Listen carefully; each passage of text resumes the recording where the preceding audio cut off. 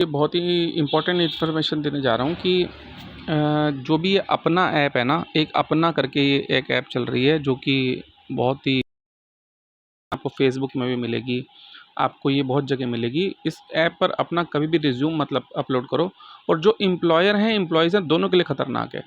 दो तरह से मिस्टेक हो रही है। एक तो ये हो रहा है कि जो एम्प्लॉयज़ आ रहे हैं वो कंपनियों में जाते हैं और वहाँ पे उनसे पैसा मांगा जा रहा है, जो कि चीज़ गलत है। अच्छा फ्रेंड्स, हमारी कंपनी ने क्या किया था कि जबकि किसी की जॉब भी नहीं लगती ना, तब भी हमारी कंपनी पेमेंट करती है। तो इसके लिए मैं आपको तो फ्रेंड्स ये कहूँगा कि आप जब भी किसी कंपनी में जाते हैं ना, तो सबसे पहले कंपनी को वेरीफाई करना आप खुद से सीखो।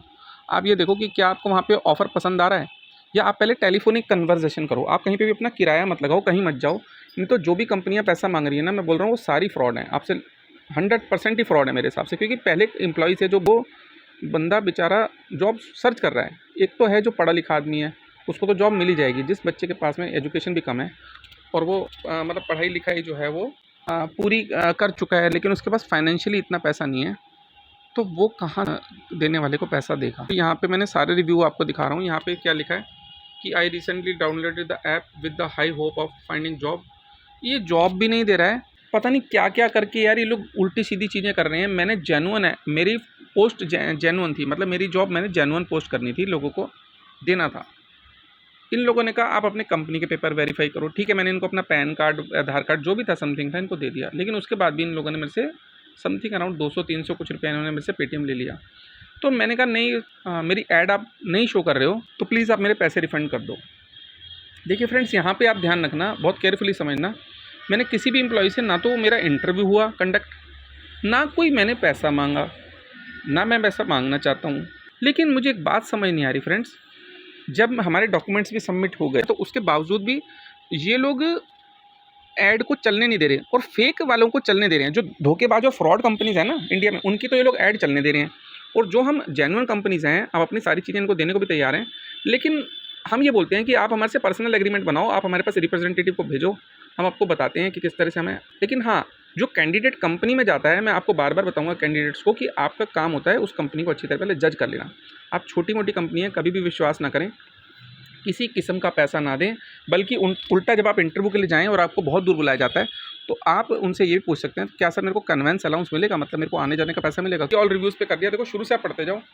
ये वाला रिव्यू भी पढ़ लो। इसके बाद में ये फेक रिव्यू है जिसमें 5 स्टार है, पूरा फेक रिव्यू है। इन लोगों ने खुद डलवाया अपनी कंपनी से पैसा देकर किसी से।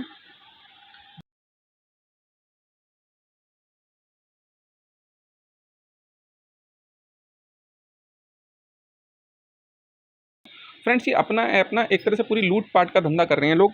इनके ऊपर केस होना चाहिए, जो एम्प्लॉयर हैं उनको भी और जो एम्प्लॉई हैं उनको भी। मतलब जो जॉब सीकर्स हैं उनके लिए भी नुकसानदायक है, और हम जो लोग जॉब पोस्ट करते हैं उनके लिए भी खतरनाक है।